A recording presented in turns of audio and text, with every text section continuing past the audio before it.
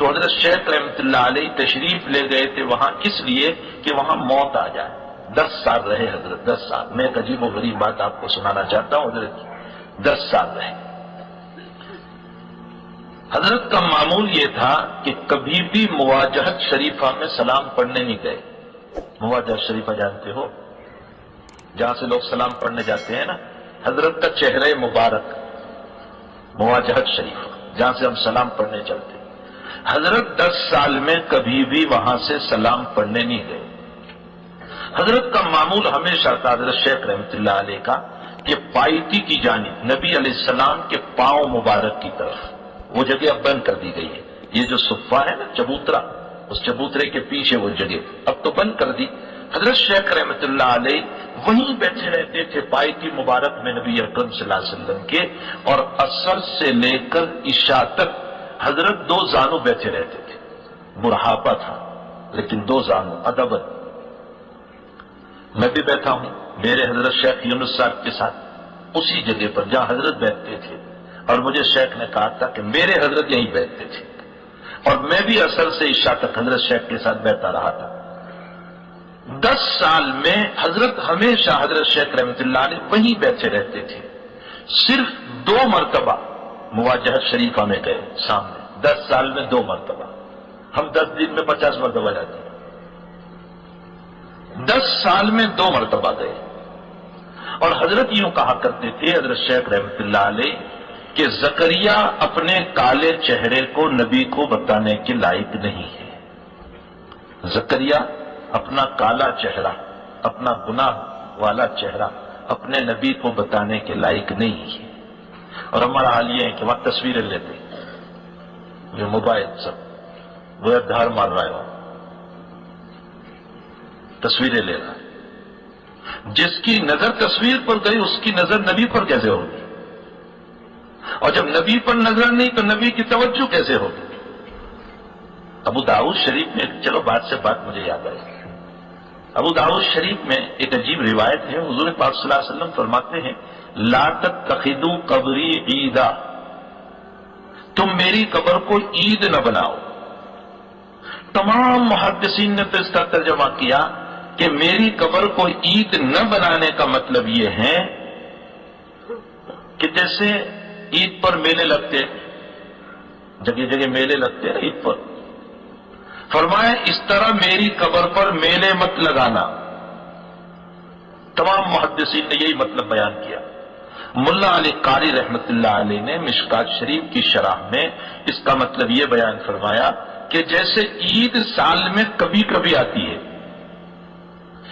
اس طرح تم میری قبر پر کبھی کبھی نہ آنا، بار بار آنا. عید کی طرح 14ویں رات کا چاند مت بننا. اللہ نے دیا ہو تو میری قبر پہ بار بار آنا، بار بار آنا، تاکہ تمہیں میری سفارش نصیب ہو. اب روایت میں یہ 2-4 مسئلے اس لیے بتا رہا ہوں کہ آج کل لوگ عمرے میں بہت جا رہے ہیں، تو ذرا ادب بھی سیکھ کر جاؤ. حدیث شریف میں آتا ہے کہ بندہ امتی جب نبی پر سلام پڑھتا ہے تو روایت میں ہے اللہ کے نبی علیہ السلام فرماتے ہیں کہ میں اس کی طرف متوجہ ہوتا ہوں اور روح اللہ کے نبی کی داخل ہوتی ہے. اللہ کے نبی علیہ السلام بحث دقیق ہے، میں ذرا اوپر آنے کی کوشش کر رہا ہوں، آپ بھی ذرا سمجھنے کی کوشش کریں تاکہ بات سمجھ میں آئے. اللہ کے نبی فرماتے ہیں کہ جب میرا امتی مجھ پر سلام پڑھتا ہے تو میں اس کی طرف متوجہ ہوتا ہوں، میری روح داخل ہوتی ہے. سوال یہ ہے کہ اللہ کے نبی تو حیات ہیں، زندہ ہیں قبر میں، پھر روح داخل ہونے کا کیا سوال؟ اس کا جواب یہ ہے کہ اصل میں نبی حیات ہیں لیکن آپ کی روح قبر مبارک میں ہر وقت اللہ کے ذکر میں مشغول ہے. دعوت و تبلیغ کا کام حضرت کا جو تھا وہ دنیا میں پورا ہو گیا، اب قبر میں دعوت و تبلیغ نہیں ہے. تو قبر میں نبی کا کام یہ ہے کہ اللہ کی طرف متوجہ، آپ کا ذکر. تو نبی قبر میں ذکر میں لگے ہوئے ہیں، اتنے میں امتی جا کر سلام کرتا ہے تو حضرت کی روح کے داخل ہونے کا مطلب روح متوجہ ہوتی ہے سلام کرنے والے کی طرف. اب سوال یہ ہوتا ہے کہ یہاں تو ہر وقت لوگ سلام کرنے والے چلتے ہی رہتے 24 گھنٹے، تو پھر حضرت کی روح ہر وقت متوجہ رہتی ہے، تو پھر ذکر کب کرتی ہے؟ اگر حضرت ہر وقت سلام کرنے والوں کی طرف متوجہ رہے تو پھر ذکر کب کرتے ہوں گے اللہ کا؟ اس کا جواب یہ ہے کہ ہر سلام پڑھنے والے کا غور سے سنیں، ہر سلام پڑھنے والے کا جواب نبی نہیں دیتے. ہاں یہ بات بہت سمجھ لیں، ہر سلام پڑھنے والے کا جواب نہیں دیتے، دو صفت والے کے سلام کا جواب دیتے ہیں. دو صفت والا کون؟ دو صفت. ایک تو سلام پڑھنے والے میں عشق نبی ہو، اور دوسرا سلام پڑھنے والے میں اخلاص ہو. جو اخلاص اور عشق کے ساتھ سلام پڑھتا ہے اللہ کا نبی اس کا جواب دیتا ہے. لاکھوں پڑھنے والے ہیں وہاں پر، ہر ایک کا جواب نہیں دیتے، بس جو اخلاص سے اور عشق سے پڑھے گا اس کی طرف نبی متوجہ ہوں گے، باقی اوروں کی طرف متوجہ نہیں ہوتے ہیں. رہ گئے سلام پڑھنے والے، سب کو سلام کا ثواب ملتا رہے گا لیکن نبی کی توجہ نصیب نہیں ہوگی. ہمیں چاہیے کہ مزار اقدس پر بڑے ادب کے ساتھ جائیں، بڑے ادب کے ساتھ. تو حضرت شیخ رحمۃ اللہ علیہ صرف 10 سال میں 2 مرتبہ مواجہت شریفہ میں گئے، 2 مرتبہ، صرف 2 مرتبہ.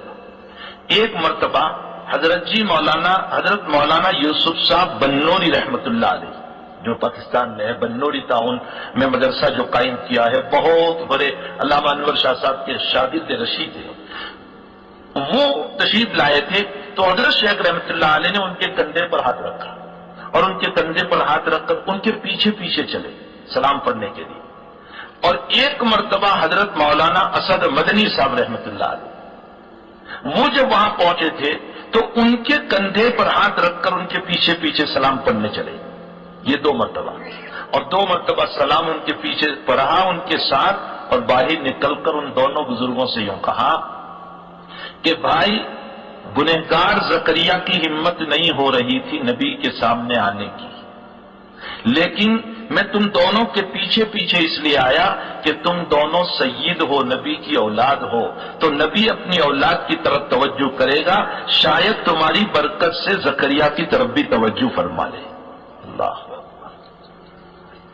اب دیکھیں عظمت، دیکھیں نبی کریم صلی اللہ علیہ وسلم.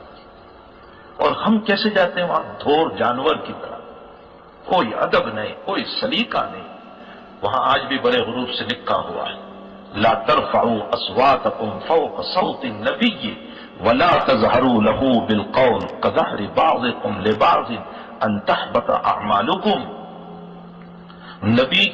نبی کے سامنے زور سے مت بولنا، زور سے وہاں سلام پڑھنا ممنوع ہے، یاد رکھنا.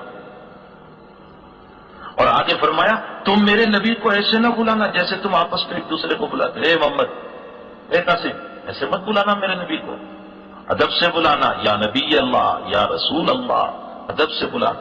اور اگر تم زور سے بولے یاد رکھو ان تحبط اعمالکم، میں تمہاری ساری نماز، روزہ، زکات، حج کے ثواب کو بیکار کر دوں گا.